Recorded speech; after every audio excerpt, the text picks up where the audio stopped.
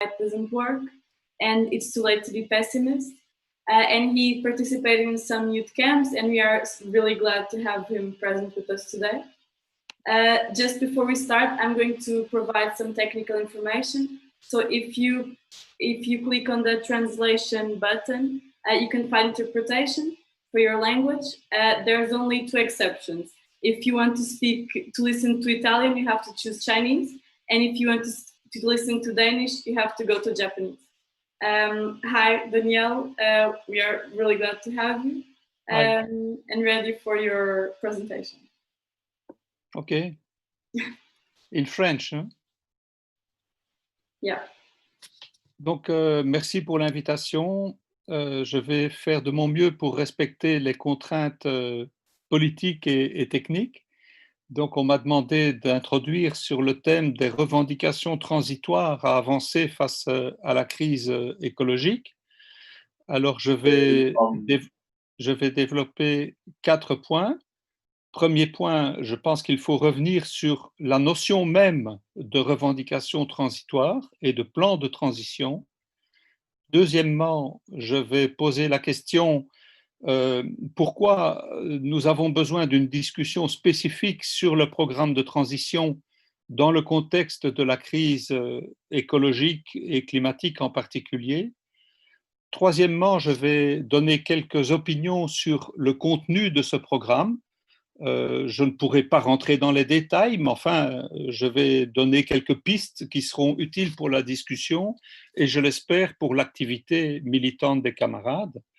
Et quatrièmement, je vais essayer de répondre à la question comment faire progresser ce programme de revendications transitoires dans les luttes aujourd'hui.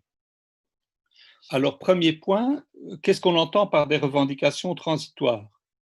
Le concept de programme de transition a été introduit pour la première fois, je crois, dans l'histoire du marxisme révolutionnaire par Léon Trotsky juste avant la Deuxième Guerre mondiale.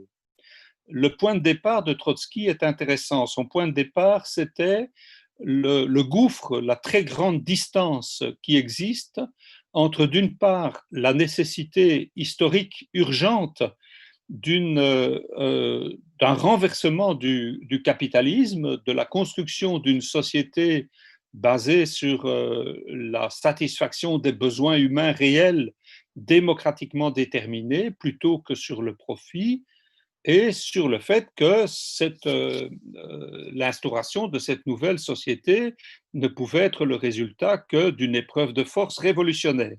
Donc un gouffre entre, d'une part, cette nécessité-là, urgente, brûlante, et d'autre part, le niveau de conscience des masses et la crise de la direction politique révolutionnaire susceptible de diriger ou d'orienter ce processus de...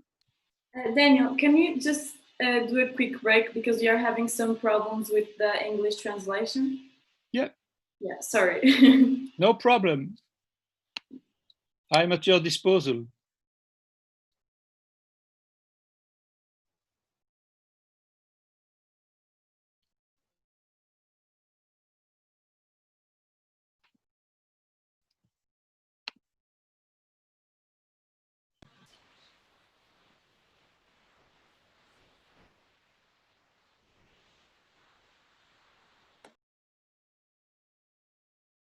Wait a moment, Justine. Let's to the Danes. Wait a moment. We need an answer from the Danes.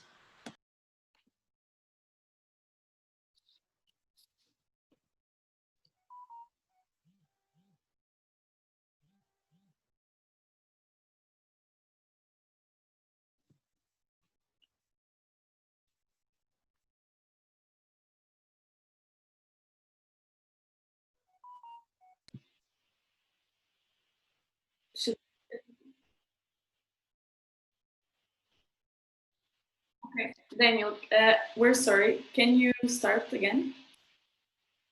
At the beginning. Hi. Should I start at the beginning? Okay, so can we continue? We're sorry. Continue, ok. Donc, le point de départ du programme de transition de Trotsky, c'est le gouffre qui sépare l'urgence d'une réponse socialiste révolutionnaire à la crise et d'autre part le niveau de conscience des exploités et des opprimés et la crise de la direction politique révolutionnaire qui devrait orienter un processus révolutionnaire vers sa victoire. Et le point de vue de Trotsky était que ce gouffre entre nécessité objective et niveau subjectif ne peut pas être comblé simplement en faisant de la propagande générale pour la nécessité du socialisme, d'une part, et d'autre part, en défendant des revendications immédiates. Selon Trotsky, il fallait un corps de revendications pour jeter, comme il disait, un pont entre la situation actuelle et la révolution. Et ce pont, c'est dans son esprit le programme de transition.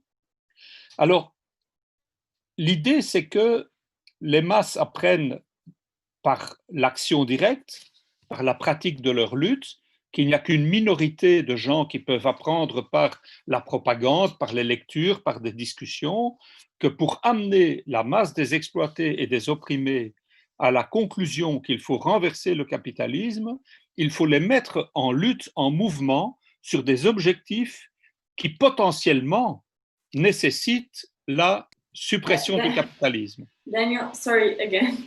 Yeah. We are still having a problem with translation. Could you just like try to speak slowlier and with more pauses so the person can catch up? Okay, I'll speak slower.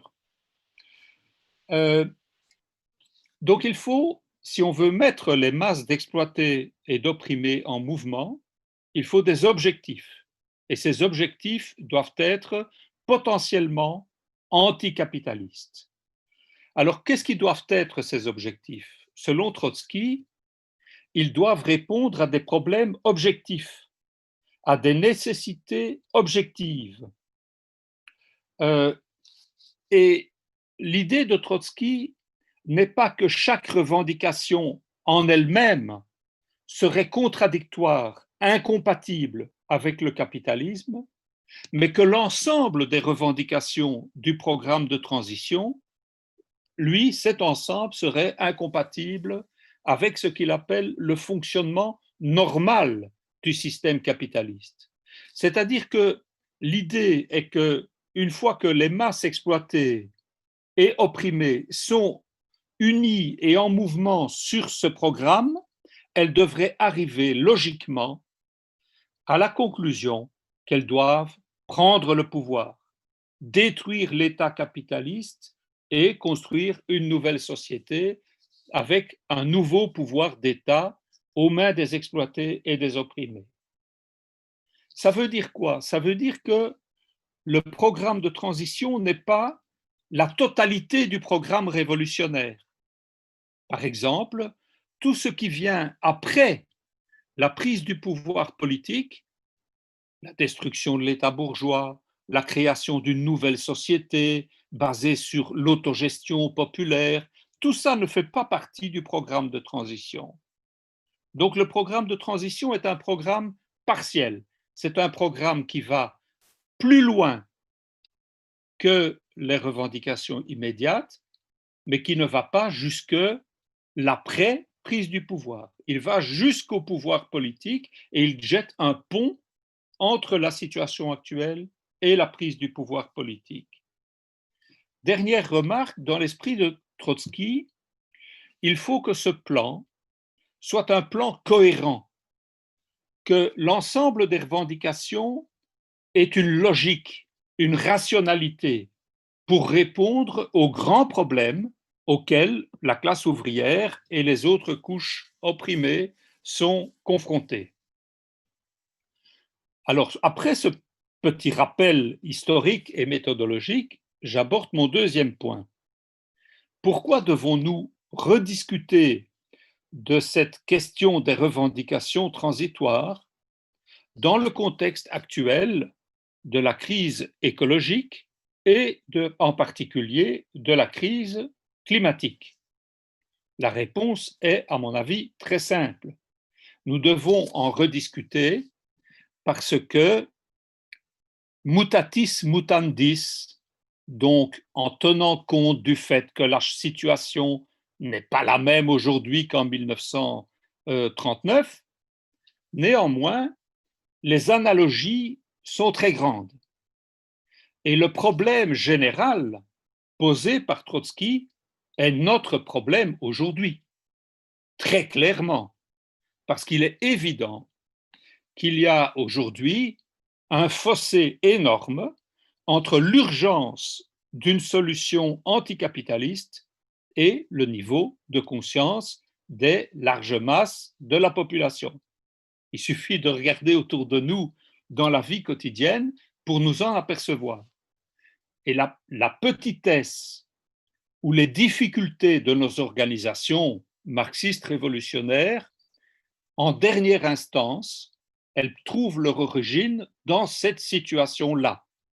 Nous faisons des erreurs, nous avons des manquements, mais ce n'est pas la raison principale de nos difficultés. La raison principale de nos difficultés, c'est ce gouffre, cet écart entre l'urgence de solutions anticapitalistes très radicales et le fait que la majorité des exploités et des opprimés aujourd'hui sont très, très, très, très loin de partager nos idées anticapitalistes radicales. Alors, pourquoi faut-il discuter de cette question en particulier dans le contexte de la crise écologique?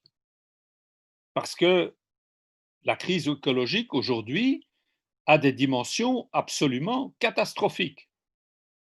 La situation n'est pas que nous sommes menacés d'une catastrophe à venir. La situation est que nous sommes dans la catastrophe. Comme le disait Walter Benjamin, la catastrophe, c'est la situation actuelle. Et nous sommes menacés d'une transformation de la catastrophe en cataclysme. Quelle serait la différence entre la catastrophe et le cataclysme? Ceux qui connaissent un peu le monde des compagnies d'assurance savent que les capitalistes du secteur des assurances définissent ces deux termes de façon très précise. Le cataclysme, pour eux, c'est une catastrophe qu'ils ne sont plus capables de couvrir financièrement. En termes climatiques, physiques, un cataclysme serait quoi? Un cataclysme serait qu'un certain niveau de point de basculement soit franchi dans l'évolution du système climatique qui provoquerait inévitablement une hausse du niveau des océans de 30 à 40 mètres, pas dans les 10 ans ou dans les 50 ans qui viennent.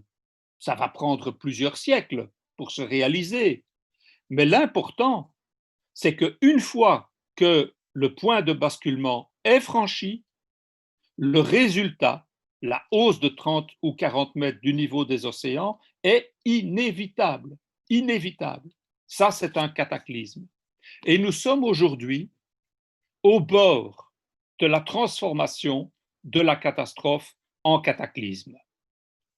Et face à ça, nous constatons que le niveau de conscience de l'immense majorité de la population aujourd'hui est très, très, très loin des conclusions que nous tirons.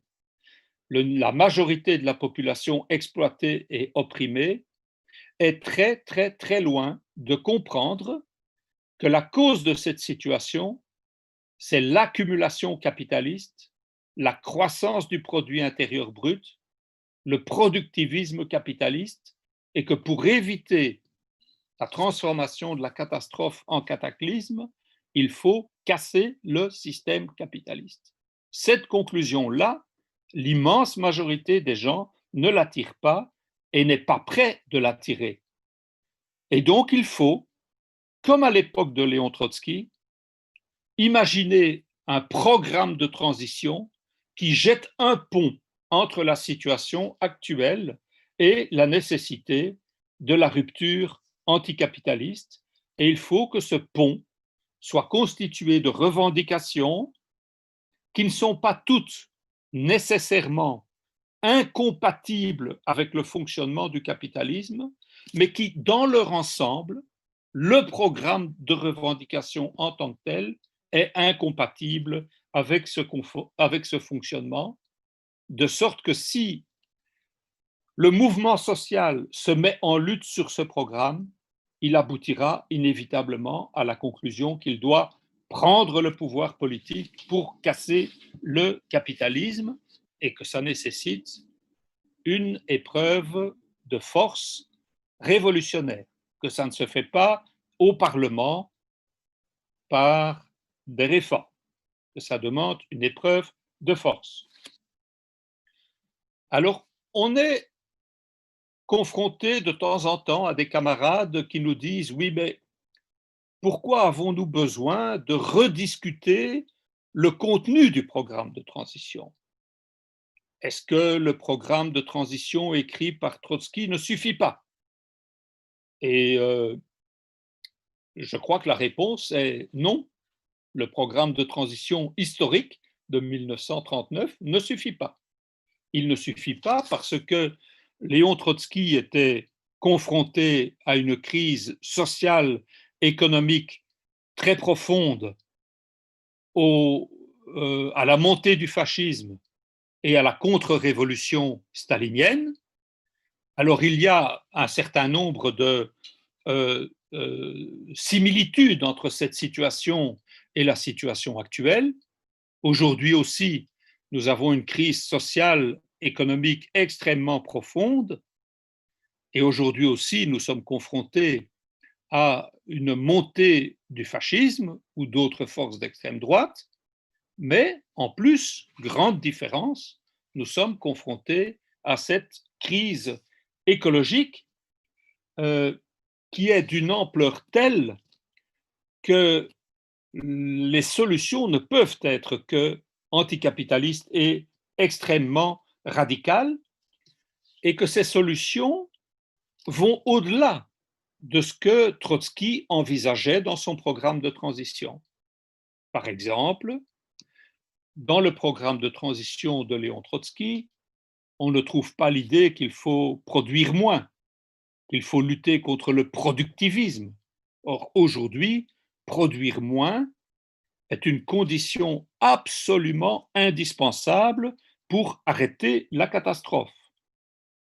De même, deuxième exemple, on ne trouve pas dans le programme de transition de Léon Trotsky une dénonciation de certaines technologies capitalistes particulières. Trotsky est encore habité d'une certaine fascination pour les capacités techniques du capitalisme et de la science capitaliste. Aujourd'hui, nous devons absolument remettre en question certaines technologies, non seulement les technologies basées sur les énergies fossiles, mais aussi les fausses alternatives capitalistes telles que l'énergie nucléaire. Ça ne figure pas dans le programme de transition de 1939.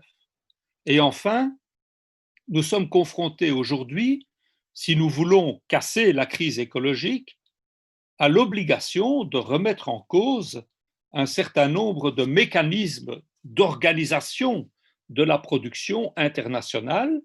On ne trouve pas dans le programme de transition de Trotsky l'idée qu'il faut localiser la production, par exemple. Or, aujourd'hui, la localisation de la production, notamment de la production agricole, la question de la souveraineté alimentaire, comme nous disons, sont des questions absolument indispensables pour répondre à la crise écologique. Bien. Alors, mon troisième point, quels devraient être les grands axes d'un programme de transition répondant à l'urgence écologique et à la catastrophe écologique? La première chose à dire à cet égard-là, c'est qu'il ne s'agit pas d'un programme uniquement écologique, parce que la crise à laquelle nous sommes confrontés, la crise climatique, la destruction de la biodiversité, est combinée à une crise sociale terrible. Je ne vais pas donner trop de chiffres, mais enfin, il faut savoir qu'il y a 800 millions d'êtres humains sur la planète qui n'ont pas accès à une eau potable de qualité. Il faut savoir qu'il y a 1 milliard d'êtres humains aujourd'hui qui ne mangent pas à leur faim et que ce nombre augmente depuis plusieurs décennies.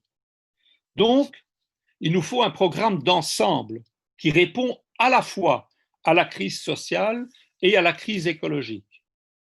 Il n'est pas du tout question pour nous, en tant qu'écosocialistes ou que marxistes révolutionnaires, d'imaginer qu'il y aurait d'un côté un programme de transition sociale ou économique, si vous voulez, et de l'autre côté, à côté de ça, un programme de transition écologique ou écosocialiste. Cela forme un tout. Et c'est pour ça que nous employons cette notion de programme écosocialiste. Alors, il y a une raison stratégique au fait qu'il faut un seul programme et pas un programme spécifique pour la question écologique à côté d'un programme spécifique pour la question sociale. La raison stratégique, c'est que si on veut sortir de la catastrophe écologique, ou au moins l'arrêter, il faut changer de mode de production.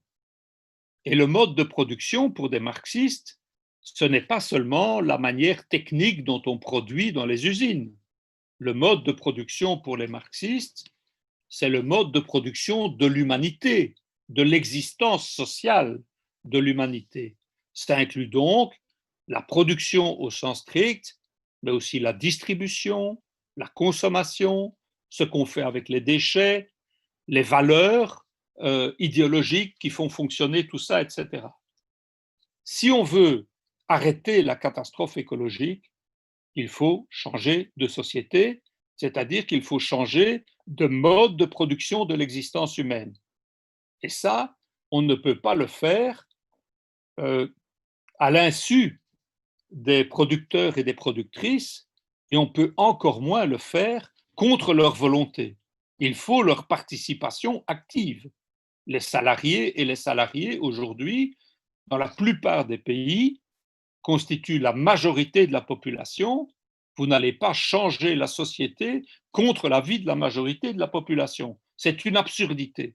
Donc il faut un programme de lutte contre la catastrophe écologique qui soit en même temps un programme de lutte contre l'inégalité sociale, contre le chômage, contre la discrimination des femmes, des LGBTQI, des racisés, et contre toutes les formes d'oppression. Il faut un programme écosocialiste. Et donc ce programme, quel doit être son point de départ? Ici, il y a un point très important qui est souvent mal compris, y compris dans nos organisations. Le point de départ du programme, ce n'est pas l'état de conscience des gens. Si le point de départ du programme que nous devons mettre en avant, sur la crise écologique par exemple, c'était le niveau de conscience des gens, nous n'irions pas très loin. Nous n'irions pas beaucoup plus loin que ce que font les partis verts, qui demandent de mettre un prix aux ressources naturelles ou d'augmenter le prix des ressources naturelles. Notre point de départ, ce n'est pas le niveau de conscience des gens, notre point de départ, c'est la situation objective, la crise objective et la nécessité objective d'un programme anticapitaliste pour casser cette situation. Alors évidemment, dans la manière de formuler le programme, dans la manière de l'expliquer, dans les slogans qu'il faut mettre en avant, là, il faut tenir compte de l'état de conscience des populations. Mais ce n'est pas le point de départ. Le point de départ, je le répète, c'est la gravité de la situation objective. Et cette gravité, aujourd'hui, je ne fais que me répéter, elle est terrible, parce que nous sommes au bord de la transformation de la catastrophe en cataclysme. Alors ici, je vais vous donner quelques chiffres. Je vais le faire lentement pour être certain que ça suive au niveau de la traduction. Selon le groupe intergouvernemental d'experts du climat, le GIEC, IPCC in English, si on veut avoir une chance sur deux, c'est pas beaucoup, hein? Une chance sur deux de ne pas dépasser 1,5 degré Celsius de réchauffement par rapport à la période préindustrielle, alors il faut que les émissions mondiales de dioxyde de carbone, CO2, diminuent de 58%, 58%, avant 2030, et qu'elles diminuent de 100% avant 2050. Qu'est-ce que ça signifie, ces chiffres-là? Dans l'absolu, comme ça ne vous dit peut-être pas grand-chose. Il faut savoir que le CO2 est le plus important des gaz à effet de serre parce que c'est le seul qui s'accumule dans l'atmosphère et qui y reste pendant des siècles. Et il faut savoir que 80% de ce CO2 provient de la combustion des combustibles fossiles, c'est-à-dire le pétrole, le charbon et le gaz naturel. Et enfin, il faut savoir que la combustion du pétrole, du charbon et du gaz naturel couvre à peu près 80% des besoins énergétiques de l'humanité aujourd'hui. Alors quand on connaît ça, quand on connaît ces chiffres, on comprend tout de suite que réduire les émissions de CO2 de 58% d'ici 2030 et de 100% d'ici 2050, c'est un effort vertigineux. Vertigineux. Même en cas de révolution écosocialiste mondiale victorieuse demain, je répète, même si une révolution écosocialiste était victorieuse demain sur toute la planète, je n'oserais pas jurer qu'il serait possible d'atteindre cet objectif-là. Il est énorme, énorme. En tout cas, même si on n'est pas sûr qu'il est atteignable, on est certain des conclusions qui en découlent. Première conclusion, il n'y a pas de solution pour arrêter la catastrophe climatique si on ne sort pas très vite de l'usage des combustibles fossiles, des énergies fossiles. Deuxième conclusion, il n'y a pas de solution si on ne réduit pas radicalement la consommation finale d'énergie.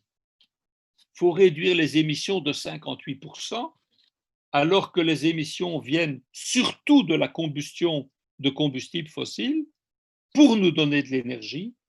Donc, si on veut réduire de 58%, il faut consommer moins d'énergie. Et troisièmement, je répète, première conclusion, il faut sortir le plus vite possible des combustibles fossiles.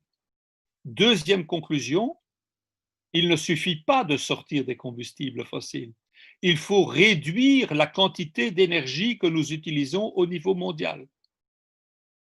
Troisième conclusion, puisqu'il faut réduire cette consommation d'énergie, il faut produire moins et il faut transporter moins.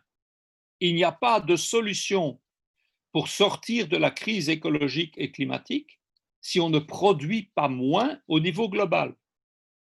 Ça ne veut pas dire que tous les pays doivent produire moins, puisqu'il y a des pays, puisqu'il y a 1 milliard de gens qui ne mangent pas à leur faim, et si 800 millions de gens qui n'ont pas accès à l'eau potable, il y a des choses qu'il faut produire plus qu'aujourd'hui.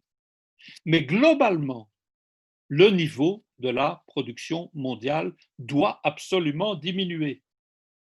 Et ça, quatrième conclusion, ce n'est pas possible sans une politique anticapitaliste sur le plan social. Parce que si on supprime des productions, si on supprime des transports, il faut penser qu'il y a des millions de gens, des millions de femmes et d'hommes dont la survie quotidienne dépend du travail dans l'industrie fossile ou dans l'industrie automobile ou dans l'agrobusiness. On ne peut pas supprimer purement et simplement les revenus de ces personnes. Il faut donc une reconversion. Il faut donc un plan. Imaginez qu'on puisse sortir de la crise écologique et sociale sans planification est une folie complète, complète. C'est très important ce point-là pour nous, pour notre activité politique. Parce que partout, nous sommes confrontés, notamment dans la jeunesse, à des groupes qui pensent qu'on pourrait, pour ainsi dire, dissoudre le capitalisme, qu'on pourrait multiplier des petites expériences autogestionnaires d'occupation de terre, de production agroécologique, et réussir à sortir du capitalisme par contagion à partir de ces expériences. Je crois que c'est une illusion totale. Ça ne veut pas dire que ces expériences sont inutiles. Ça, je n'ai pas dit. Elles peuvent être très utiles et je reviendrai dans le 4e point de l'exposé. Mais elles ne constituent pas une stratégie pour sortir du capitalisme. Si on veut casser, arrêter la catastrophe climatique, il est absolument indispensable de mettre en perspective la nécessité d'un plan, la nécessité d'une planification pour produire moins, transporter moins et donc partager davantage pour qu'il y ait justice sociale et notamment réduire radicalement le temps de travail. Et dernière remarque qui ressort de ces chiffres, puisque l'effort à réaliser est tellement énorme, c'est une illusion totale de croire qu'il serait possible de le réaliser par des mesures autoritaires. Ce point-là aussi est très important pour notre activité, parce que nous sommes tous et toutes confrontés à des gens qui disent le contraire, qui nous disent que la crise écologique est tellement grave qu'il faudra des mesures autoritaires, qu'il faudra une dictature verte pour changer les comportements des gens et qu'il faudra s'inspirer de ce que les gouvernements ont fait et font aujourd'hui dans le cadre de la pandémie, édicter des règles et envoyer la police pour faire appliquer les règles et fliquer les gens par des drones, par des puces, par des tas de mécanismes technologiques. Nous sommes confrontés à des gens qui pensent comme ça. Et nous sommes convaincus du contraire.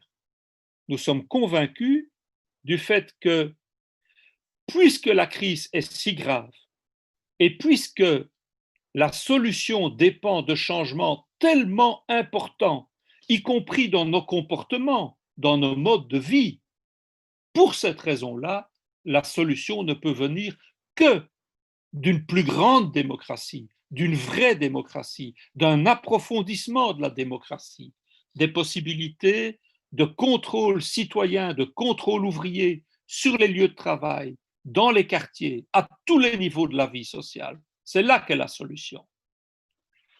Alors, quelques éléments concrets sur ce que pourrait contenir un programme de transition écosocialiste, c'est-à-dire qui répond à la fois à la crise sociale et à la crise écologique. Ce plan devrait répondre à 3 priorités. Première priorité, il faut mettre les principaux coupables hors d'état de nuire. Ça veut dire quoi? Ça veut dire qu'il faut enlever l'énergie au secteur privé, qu'il faut enlever le crédit au secteur de la finance et qu'il faut casser le secteur de l'agrobusiness. Ces secteurs-là, l'énergie, la finance et l'agrobusiness, sont les 3 principaux responsables de la catastrophe écologique et en même temps de la catastrophe sociale. Il faut les exproprier et socialiser ces productions ou ces activités. Deuxième priorité, c'est qu'il faut faire un inventaire des productions inutiles et nuisibles à supprimer. Cet inventaire n'existe pas aujourd'hui. C'est un paradoxe des politiques climatiques et c'est un paradoxe des rapports du GIEC IPCC. C'est qu'ils font un diagnostic juste de la crise climatique du point de vue physique ou du point de vue du système physico-chimique du climat, si vous voulez. Mais dès qu'ils commencent à discuter ce qui pourrait être fait, ils sont complètement sous l'influence des politiques néolibérales. Et ça explique que dans la littérature scientifique, il n'y a pas une seule étude qui fasse un inventaire de toutes les productions et de tous les transports dont l'humanité pourrait se passer aujourd'hui. Et il n'y a pas une seule publication qui compte à partir de cet inventaire la quantité d'émissions de gaz à effet de serre qu'on pourrait supprimer. Je ne vais pas vous donner 36 000 exemples, mais il y en a un qui est absolument évident. On produit des armes et on utilise des armes. Ça demande de l'énergie. Cette énergie est fossile et ça produit donc du CO2 qui contribue au réchauffement. Il faudrait avant tout supprimer la production et supprimer l'usage des armes. Eh bien, il n'y a pas une seule étude scientifique qui fait une estimation de la réduction des émissions qui pourrait résulter de cette suppression. Et pourtant, ce n'est pas rien. Il est probable que dans un pays comme les États-Unis, la production et la consommation d'armes représentent entre 3 et 5% des émissions de dioxyde de carbone. Au niveau de la planète, il y a des gens qui ont même des estimations beaucoup plus élevées, mais je crois qu'elles sont un peu exagérées.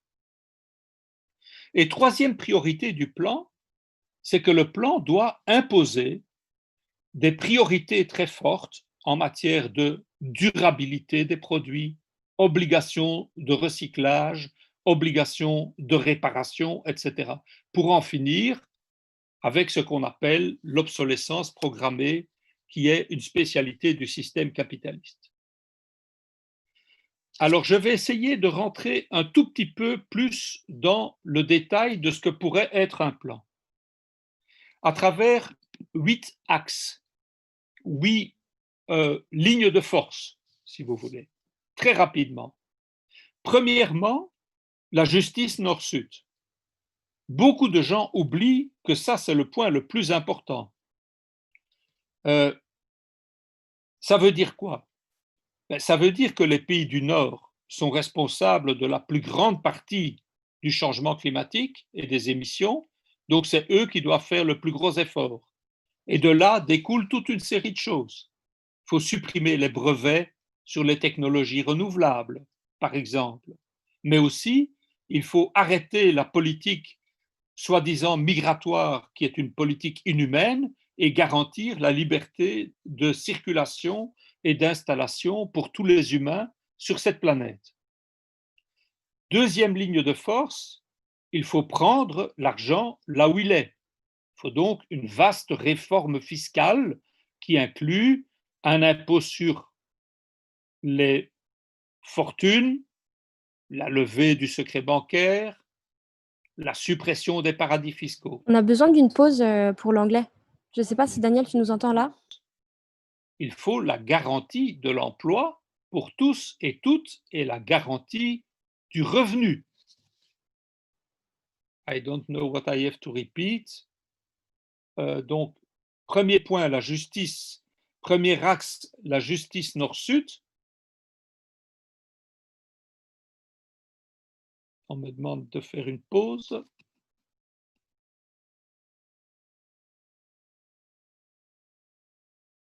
Premier axe, la justice nord-sud, parce que le nord est le plus grand responsable. Donc, il faut annuler les dettes, garantir la liberté de circulation et d'installation, etc. Deuxième axe, il faut prendre l'argent là où il est, il faut faire payer les riches pour le plan.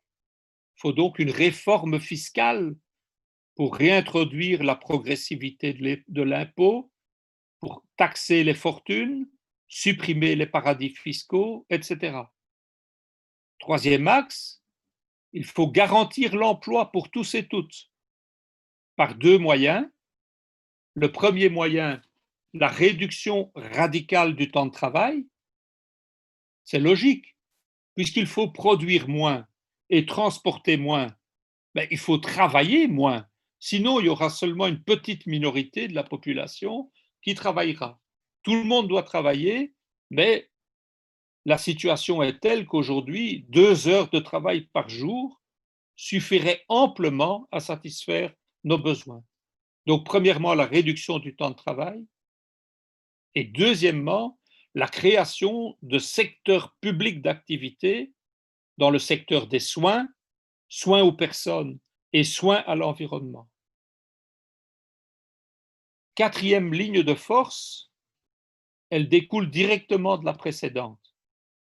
Il faut mettre au centre de l'activité sociale le soin aux personnes et aux environnements, c'est-à-dire ce que les marxistes appellent la reproduction sociale. La reproduction sociale doit avoir la priorité sur la production. Et cela veut dire notamment en finir avec la discrimination des femmes, garantir le droit des femmes à contrôler leur corps et leur fécondité, y compris par le recours à l'avortement gratuit dépénalisé, par une contraception gratuite. Ça veut dire le partage des tâches domestiques, ça veut dire l'ensemble des revendications portées par le mouvement féministe. Cinquième ligne de force.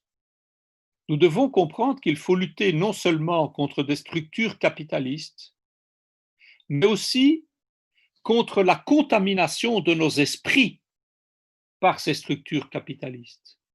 Il faut lutter contre le virus du consumérisme dans nos têtes.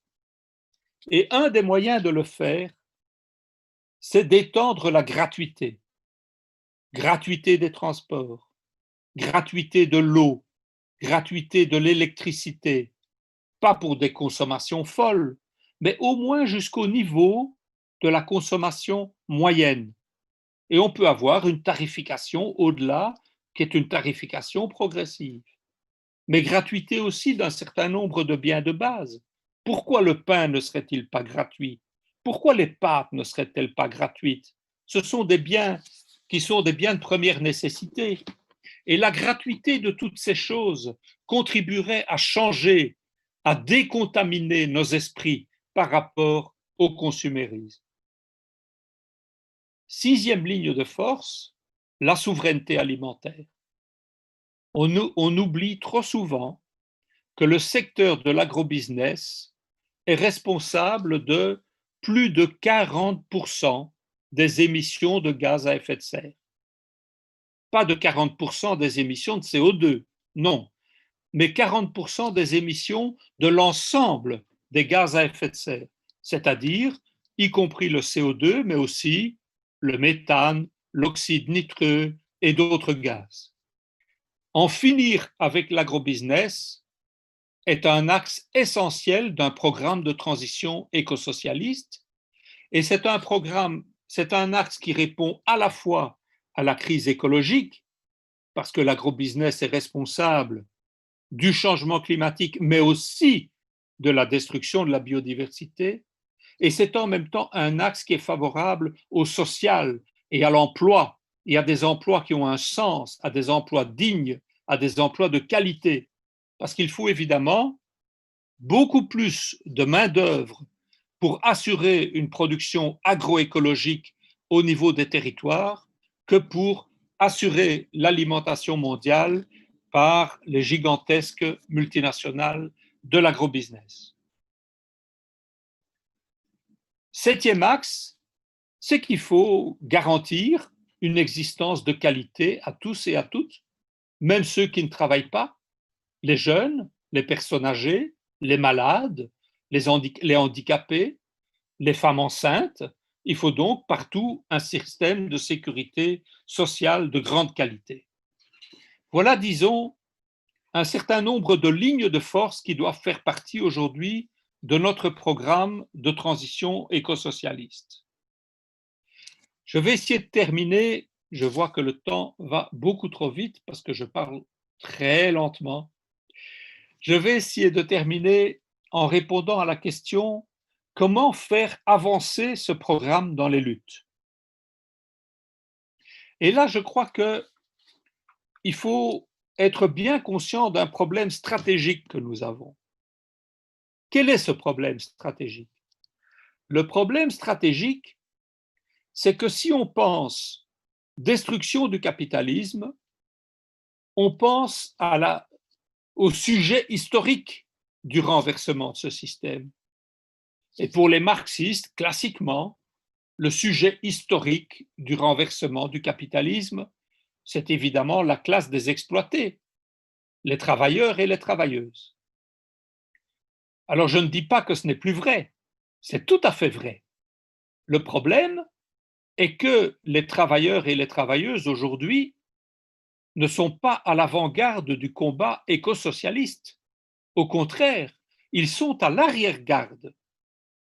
Et je ne leur jette pas la pierre. Ce n'est pas un reproche que je fais au monde du travail, c'est un constat. Et ce constat, cette situation, est assez facile à comprendre. Cette situation découle tout simplement du fait que les travailleurs et les travailleuses dépendent de leur salaire pour leur existence, pour payer les études de leurs enfants, pour payer les soins de santé, pour payer le logement, pour payer l'alimentation, pour acheter tout ce dont ils ont besoin. Et leur salaire dépend de l'entreprise qui les emploie. Si l'entreprise fait faillite, ils se retrouvent au chômage et ils ne peuvent plus faire face à leurs besoins, ou en tout cas plus faire face de façon digne. Donc, quelque part, le mouvement ouvrier, la classe ouvrière est prisonnière, prise en otage par la classe capitaliste, qui lui impose une espèce de compromis productiviste, qui lui impose quelque chose qui est contre son intérêt historique. Et le résultat, c'est ça. Le résultat, c'est qu'aujourd'hui, la classe des travailleurs et des travailleuses, qui est centrale du point de vue de la destruction du capitalisme et de la construction d'une autre société, cette classe est à l'arrière-garde des luttes sur le terrain écologique et écosocialiste. Et par contre, il y a d'autres secteurs sociaux qui sont à l'avant-garde. Et nous les connaissons, vous les connaissez. Les paysans organisés dans Via Campesina sont à l'avant-garde du combat écosocialiste. Les peuples indigènes qui luttent pour la forêt ou pour leur territoire sont à l'avant-garde du combat écosocialiste.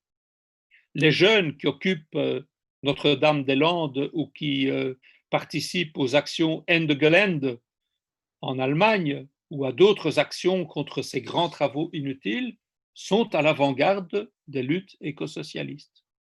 Et dans ces trois secteurs-là, chez les paysans, chez les indigènes et chez les jeunes, des femmes ou des jeunes femmes sont à l'avant-garde. C'est très frappant. On le voit partout. On le voit y compris à travers la figure de Greta Thunberg et de son appel aux grèves lycéennes pour le climat.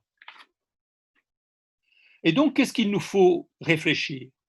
Il nous faut réfléchir à une stratégie de convergence des luttes, pas pour se mettre au niveau de l'arrière-garde de la classe ouvrière dans les luttes écologiques, mais au contraire, une stratégie de convergence des luttes qui crée des crises politiques au cours desquelles la classe ouvrière peut comprendre qu'elle doit rompre avec le compromis productiviste et rejoindre la lutte anticapitaliste des secteurs qui sont à l'avant-garde sur le plan écologique. Alors ça semble peut-être très abstrait quand on le dit comme ça, mais je vais vous donner un exemple très concret. Cet exemple, c'est celui de la lutte contre la construction de l'aéroport de Notre-Dame-des-Landes en France. C'est exactement ce scénario-là qui s'est passé. La lutte a été menée par des jeunes, ceux qu'on a appelés les zadistes, ceux qui occupaient le terrain où devait être construit l'aéroport.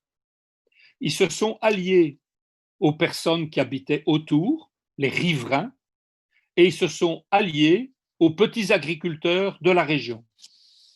Et ils ont eu l'intelligence et le courage de mener une lutte sans concession pendant des décennies. Et ils ont eu l'intelligence de transformer ce combat territorial, local, en une question politique centrale au niveau du pays tout entier. Et à partir du moment où la question faut-il construire ou pas l'aéroport est devenue une question politique centrale, tous les acteurs sociaux, politiques, ont dû répondre. Et ils ont dû répondre oui ou non. Et que s'est-il passé? La CGT de Vinci, organisation syndicale de la classe ouvrière française d'origine communiste, la CGT de Vinci a dit non à la construction de l'aéroport. Et c'est extrêmement enthousiasmant, parce que l'entreprise Vinci est l'entreprise qui aurait dû construire l'aéroport. C'est-à-dire que les travailleurs et travailleuses de Vinci avaient quelque part intérêt, entre guillemets, pour leur emploi, pour leur salaire, à ce que l'aéroport soit construit. Et malgré ça, ils ont dit non, nous sommes contre, et ils ont participé à des manifestations de masse pour défendre les zadistes qui occupaient le terrain où l'aéroport devait être construit. Ça veut dire que ce scénario peut marcher. Je pourrais vous donner d'autres exemples, mais peu importe. Il y a moyen d'entraîner la classe ouvrière à jouer son rôle central dans la lutte contre la crise écologique, à condition de créer des situations de crise politique où la question oui ou non à tel ou tel projet de développement devient une question qui se place à un niveau plus élevé, à un niveau des responsabilités historiques, et où des organisations de travailleurs et de travailleuses jugent à partir de cela. Ils ne jugent plus à partir de mon salaire à la fin du mois ou mon emploi. Non, ils vont réfléchir plus loin et ils vont juger à partir de l'avenir de la planète où vivront nos enfants. Et vont prendre une position plus radicale, une position en fonction de leur véritable intérêt de classe. Alors, dernière chose que je dis, et puis on en reste là, parce que je parle déjà longtemps. Si on relit le programme de transition de Léon Trotsky, on constate qu'il ne contient pas seulement des revendications, mais il contient aussi des propositions de formes d'action.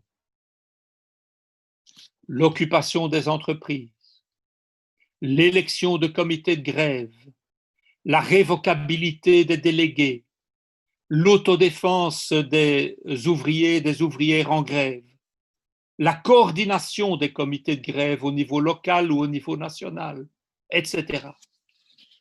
C'est très important cet aspect-là. Et cet aspect-là, aujourd'hui, nous devrions nous en inspirer aussi.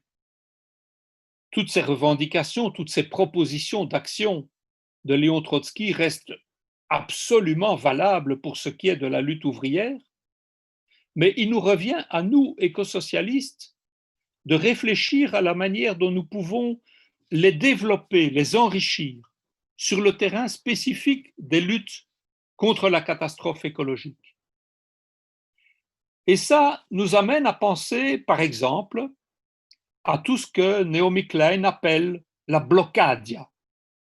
Toutes ces actions du type Notre-Dame-des-Landes, du type End the Land, du type actions contre les pipelines aux États-Unis ou ailleurs, toutes ces actions de blocage, d'occupation de terrain, d'occupation de routes, d'occupation de centres névralgiques pour empêcher la réalisation de projets qui sont des projets productivistes d'extension du capitalisme fossile. Et dans ces formes de lutte, pour ma part, elles font partie de notre programme de transition écosocialiste aujourd'hui. Et dans ces formes de lutte, nous devons insister pour le caractère de masse et pour le caractère démocratique, auto-organisé de ces actions. Deuxième réflexion, toujours au niveau des formes de lutte. Je disais tout à l'heure que on ne renversera pas le capitalisme par une contagion de petites initiatives autogestionnaires. C'est juste. Mais ça ne veut pas dire que ces initiatives sont inutiles. Au contraire, ces initiatives, aujourd'hui, elles indiquent dans quel sens une autre société pourrait fonctionner. C'est leur avantage. Et donc, nous ne devons pas avoir une attitude de mépris ou de rejet par rapport à ça. Au contraire, nous devons soutenir ces initiatives-là, à une condition, c'est que ces initiatives autogestionnaires de type coopérative ou autre s'insèrent dans une stratégie de lutte plus globale pour éviter de se replier sur leur fonctionnement routinier, sur leur fonctionnement parcellaire, mais maintenir une perspective de participation à un combat d'ensemble. Et je crois qu'il y a de nombreux exemples aujourd'hui qui vont dans ce sens-là. Il n'y a pas seulement des exemples de coopératives d'achat pour des gens plutôt bobos, comme on dit en français, c'est-à-dire des gens plutôt riches qui veulent manger bio. Il y a ça, bien sûr, mais il y a aussi toute une série d'initiatives de coopératives, notamment dans le domaine agricole, qui sont des initiatives de lutte dans une perspective de souveraineté alimentaire, dans une perspective autogestionnaire. Et il y a même des initiatives de reprise d'entreprises, le mouvement des fabriques récupérées, comme on a connu en Argentine, et quelques exemples ailleurs en Europe. Donc, toutes ces initiatives-là doivent retenir notre attention et elles doivent s'insérer dans notre perspective d'un programme de transition écosocialiste. Alors, toute dernière chose, et puis j'ai fini. Nous devons intervenir avec ce programme de transition dans les luttes. Nous devons essayer de le faire avancer dans les luttes, en ayant en tête les nouvelles formes de lutte, pas seulement les formes de lutte traditionnelles du mouvement ouvrier organisé. Mais ça ne nous dispense pas de l'obligation de faire de la propagande pour une société alternative, de la propagande pour une société écosocialiste, de la propagande pour une société, pour une civilisation complètement différente de la civilisation capitaliste actuelle. Une société sans argent, une société sans État, une société sans oppression et sans exploitation d'aucune sorte. Il faut pouvoir combiner les deux, combiner l'action dans les luttes où on essaye de faire avancer un programme de transition et combiner ça avec la propagande pour une autre société, une autre civilisation véritablement humaine. Alors ce n'est pas facile d'articuler les deux, ce n'est déjà pas facile d'articuler les luttes dans les différents secteurs de lutte. Et pour toutes ces raisons-là, vu que cette articulation est si importante, il est important de construire des organisations politiques écosocialistes, marxistes, révolutionnaires, féministes, internationalistes, antiracistes, etc. Il est intéressant, important de construire nos organisations. Je vous remercie.